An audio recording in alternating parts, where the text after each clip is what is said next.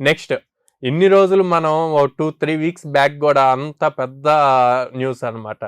Government job లాంటి company కూడా lay off చేస్తుంది అని చెప్పి వాళ్ళు కూడా ఫ్రెషర్స్ కి ఓపెనింగ్స్ ఇచ్చారు. టీసీఎస్ అమ్మో.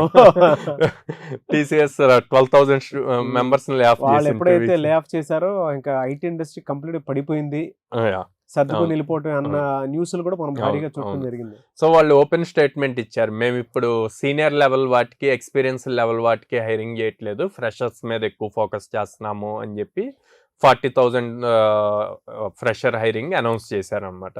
సో టీసీఎస్కి టీసీఎస్ ఎన్క్యూటీ అనే ఎగ్జామ్ ఉంటుందండి. దీంట్లో ఈ ఎగ్జామ్ క్వాలిఫై అవ్వాలి. అది క్వాలిఫై అవ్వాలి అంటే యాప్ట్యూడ్ రీజనింగ్ ఒకటి వచ్చి ఉండాలి. నెక్స్ట్ వచ్చేసి Java or Python any programming language లో కోడింగ్ స్కిల్స్ ఉండాలి సాల్వ్ చేయడానికి.